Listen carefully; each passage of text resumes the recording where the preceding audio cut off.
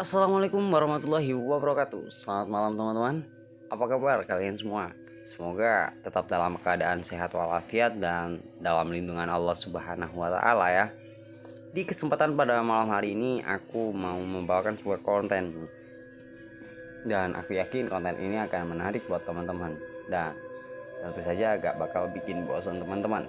Karena konten kali ini aku akan membawakan beberapa creepypasta yang menurutku sangat menyeramkan. Seperti apa creepypasta pada malam hari ini? Simak video ini baik-baik. Dan buat teman-teman, sebelum itu silakan like video ini dan subscribe channel ini biar teman-teman tidak ketinggalan konten-konten horor lainnya. Entah itu creepypasta, cerita pendek, cerita yang berpart-part, atau cerita horor yang menyeramkan. Langsung saja kita ke videonya. Jangan tonton sendirian sebelum tengah malam. Creepypasta yang pertama berjudul "Orang itu dipecat karena telah membuang 3 orang". Waktu itu aku habis berbelanja bersama ibuku. Kemudian kami bertemu dengan mantan rekan kerja ibuku dulu. Pria itu memperkenalkan dirinya sambil memiliki pengalaman yang sangat ramah. Pria itu dan saya lalu berbincang-bincang sebentar. Setelah beberapa saat dia pergi, ibuku bilang, pria itu dipecat karena ia telah membunuh 3 orang. Aku merasa takut selama 5 menit ke depan sampai aku ingat kalau profesi ibuku adalah dokter bedah. Buat teman-teman yang paham maksudnya, silahkan tulis di kolom komentar ya. Next, creepypasta yang kedua, anak kucing. Suatu hari ada seekor kucing milik seorang gadis kecil melahirkan dan akhirnya punya beberapa anak kucing. Tapi anak-anak itu menghilang setelah beberapa hari mereka dilahirkan. Si gadis pun bertanya kepada ibunya, "Apa yang terjadi pada mereka, Bu?" Ibunya hanya berkata, "Tuhan mengambil mereka, sayang." Beberapa bulan kemudian, kucing milik gadis kecil itu melahirkan lagi. Ibunya lalu menyuruhnya untuk membantu mengerjakan beberapa tugas rumah. Tapi sebelum ia pergi membantu ibunya, gadis kecil itu mendengar suara langkah mendekat adalah ayah yang sedang membawa ember berisikan air. Gadis itu sambil melihat orang itu memasukkan anak-anak kucing miliknya ke dalam karung, lalu menenggelamkannya di ember penuh air tadi. Setelah itu, si gadis pun bertanya kembali ke ibunya, "Apa yang terjadi pada mereka, Bu?" Ibunya hanya menjawab, "Tuhan mengambil mereka, sayang." Beberapa hari kemudian, ibu meminta tolong agar si gadis kecil itu mengawasi adiknya yang sedang mandi di bak mandi. Sementara si ibu mengangkat telepon yang ada. Beberapa saat kemudian ia kembali dan berteriak. Ia melihat anak laki-lakinya terkejut dengan wajah terlungkup di bak mandi. Gadis itu melihat ke wajah ibunya seraya berkata, "Tuhan mengambilnya, Bu." Bagaimana menurut kalian creepypasta yang kedua ini? Menurutku sih sangat serem, karena bayangkan kalian punya anak, 2 anak, 1 cowok 1 cewek. Lalu anak cowok kalian suruh untuk menjaga si adik yang lagi mandi di bak mandi penuh air. Dan saat ibunya kembali, ibunya bertanya kepada si anak cowok ini, dan anak cowoknya menjawab, dia telah diambil sama yang kuasa, Bu. Kira-kira seperti apa? Tulis di kolom komentar ya. Untuk selanjutnya, suara kesunyian. Setelah seumur hidup sebagai seorang tunarungu, sahabat baikku akhirnya mendapatkan implan koklea. Saat terbangun setelah operasi, kami semua mengerumuninya. Istrinya adalah orang pertama yang berbicara dengannya. Saat mendengar suara orang yang paling ia cintai, sahabatku tak bisa menangis bahagia. Kami kemudian berbicara dengannya secara bergantian mengenalkan suara kami. Dan atas setiap kata yang keluar, dia semakin emosional.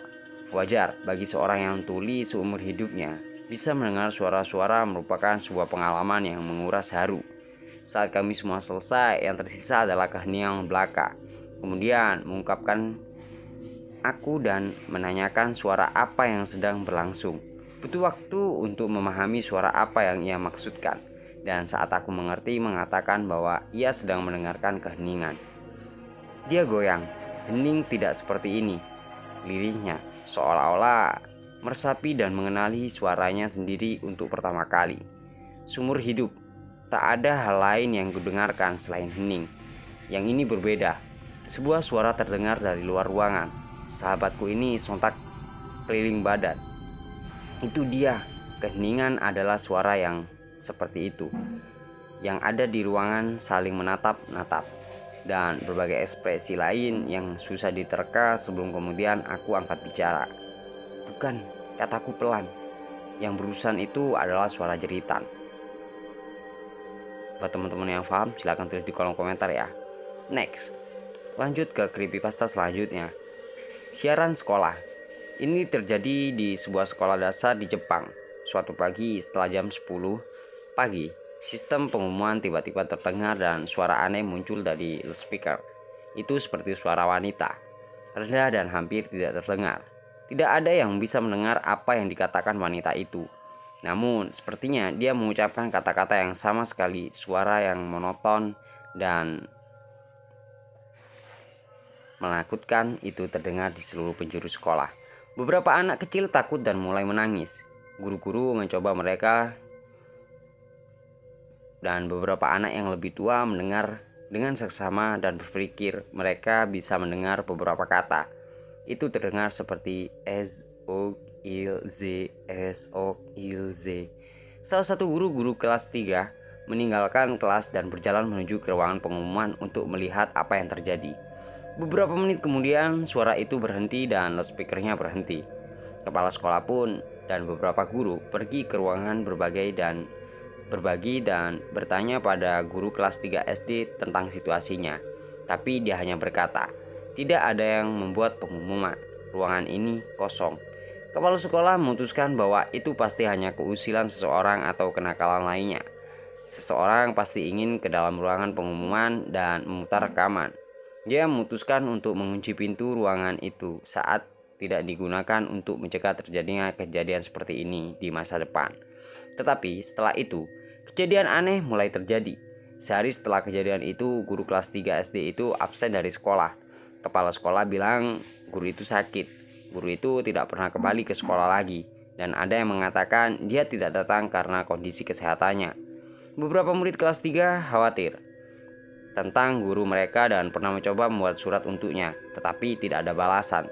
Salah satu dari mereka menemukan nomor telepon guru itu dan mencoba menelponnya, tapi tidak ada yang menjawab. Teleponnya hanya bunyi dan terus berbunyi. Sebuah rumor mulai menyebar bahwa guru itu sakit jiwa dan sekarang ada di rumah sakit. Semua murid pun bertanya-tanya apa yang dikatakan oleh suara misterius dari pengumuman sekolah saat itu. S.O. sakit. Z is O sakit Z. Ada banyak jenisnya, semua orang berbeda-beda. Beberapa murid bilang mereka mendengar yang ini, yang lain bilang dia mendengar yang itu. Meskipun demikian, ada beberapa murid yang setuju. Inilah yang mereka dengar. Tolong jangan lihat, kamu akan menjadi gila. Wow. Bagaimana teman-teman? Silakan tulis pendapat kalian di kolom komentar ya. Next, mereka yang berasal dari gunung. Malam ini aku menginap di rumah Bibi Mary. Bibiku yang tinggal di lereng gunung. Rumah ini sudah cukup tua, dengan lantai dan pintu kayu serta pepohonan rimbun di sekitarnya yang kadang membuat sanak saudara enggan berkunjung. Terkecuali aku. Tentunya dari kecil aku sudah dekat dengan Bibi Mary. Sebelum Paman Sam meninggal, dia berpesan untuk menjaga semua yang pernah Paman Sam berikan ke Bibi Mary. Salah satunya adalah rumah ini. Bibi Mary sangat menyayangi Paman Sam. Oleh karena itu, ia enggan bila dibujuk orang tuaku untuk pindah. Mau apapun yang ditawarkan tidak akan membuat pendiriannya goyah. Hujan turun dengan derasnya malam ini. Aku enggan untuk menampilkan televisi karena takut petir menyambar. Jadi aku habiskan waktu sebelum tidurku untuk berbicara dengan Bibi Mary. Bibi Mary memberiku susu coklat hangat dan aku tersenyum kepadanya. Terima kasih Bibi. Ia membalas tersenyum, lalu sedikit menengok ke jendela. Suasana gelap di luar sana yang terkadang membuatku merinding. Saat sedang seperti ini, bibiku mulai berbicara. Ia masih melihat keluar jendela. Aku selalu melakukan apa yang pernah terjadi. Jantung aku pun penasaran. Ceritakan Bibi, ceritakan, kataku. Membujuknya. Ia memandangku lekat. Sekitar sebulan yang lalu, katanya sambil menengokkan kepalanya ke atas mengingat-ingat. Aku malam itu sedang merajut. Malam itu sama seperti malam ini. Hujan badai yang kencang. Aku sempat merasakan takut karena waktu itu aku sendiri di rumah. Bibiku menundukkan pandangannya ke bawah. Saat itu jam 2. Aku sudah selesai merajut dan akan pergi ke kamar. Tapi niatku itu lenyap ketika samar-samar aku mendengar suara ketukan di pintu depan. Bibi melirik sedikit ke arah pintu yang ada di samping kanannya. Suaranya benar-benar halus, hampir tak terdengar.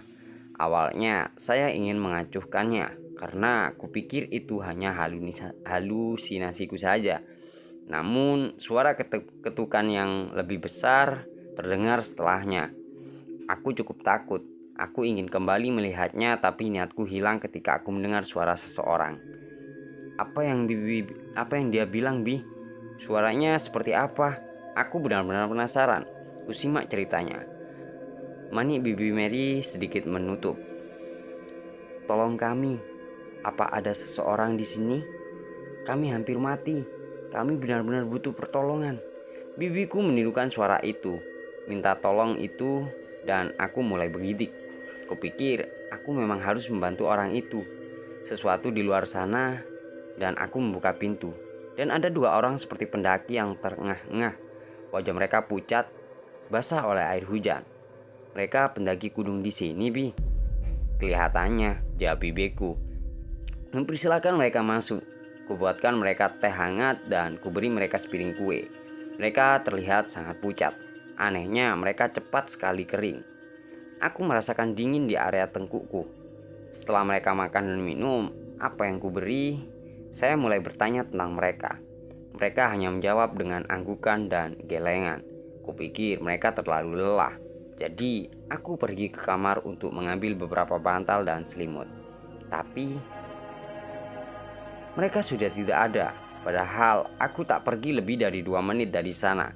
Pintu luar terbuka lebar. Angin membuat pintu itu menjadi bising. Aku benar-benar terkejut saat itu. Cepat-cepat aku menutup pintu, menguncinya dengan gembok dan slot yang ada. Aku merasa merinding. Sungguh, saat aku melirik ke arah meja tamu, aku melihat secari kertas kecil yang diselip di piring yang sudah kosong. Terima kasih atas makanannya, dan sebaiknya itu yang tertulis di kertas. Aku takut. Aku buang asal kertas itu dan lari ke kamar. Paginya aku tak melihat kertas itu lagi. Lenyap bersama badai yang pergi saat malam. Aku tak melakukan itu semua. Awalnya ingin melupakan kejadian malam hari itu dan menjalani hari-hari yang tenang seperti biasa. Jadi kunyalakan televisi dan lihat siaran memasak. Namun siaran itu terpotong oleh berita terbaru yang tampaknya berasal dari daerah sekitar sini, kota ini. Aku mendengar beritanya dan aku benar-benar terkejut. Ada 2 pendaki yang hilang dan ditemukan dalam keadaan meninggal oleh polisi hutan saat malam itu. Malam aku menerima tamu aneh itu, dan saat aku melihat foto mereka, aku benar-benar yakin itu mereka. Mereka sangat mirip dengan foto yang ada di berita. Astaga, Ariana. Dan kau tahu apa bagian terseram dari semua ini? Aku mengangguk lemas. Aku takut, tapi aku benar-benar penasaran. Mereka ditemukan oleh polisi hutan sekaligus malam saat mereka bertamu ke rumah pada tanggal 16 Agustus. Sementara pihak rumah sakit bilang mereka sudah tak bernyawa 2 hari sebelumnya, tanggal 14 Agustus. Kalau percaya hantu, Ariana, aku tak tahu yang bertamu di rumahku saat malam itu disebut hantu atau bukan. Keadaan jadi begitu sunyi dengan suara hujan yang semakin deras. Bibi Berry bangkit dari kursi dan berjalan ke arahku, melihat kalender. Sekarang tanggal 16 September. Wah, kenapa bisa kebetulan seperti ini ya? Ayo tidur sayang. Aku tahu kau ketakutan. Maafkan aku, ucap Bibi dengan senyum kecil. Aku mengangguk berjalan di samping Bibi. Kami ingin istirahat, namun derit kayu yang terinjak di luar serta ketukan keras terdengar. Tolong kami. Apa ada seorang di sini? Kami hampir mati. Kami benar-benar butuh pertolongan. Bagaimana menurut teman-teman? Apakah beberapa creepypasta tadi yang tadi aku ceritain ada yang menarik buat teman-teman? Silahkan tulis di kolom komentar ya. Dan barangkali teman-teman ada creepypasta yang menarik, silahkan tulis juga di kolom komentar. Nah, buat teman-teman yang punya cerita horor ataupun cerita serem, silahkan kirim ke email yang udah aku siapkan di kolom deskripsi ya. Dan mungkin malam ini cukup itu saja. Bagaimana pendapat teman-teman, silahkan tulis di kolom komentar. Aku Askal Maulidi pamit undur diri. Wassalamualaikum warahmatullahi wabarakatuh.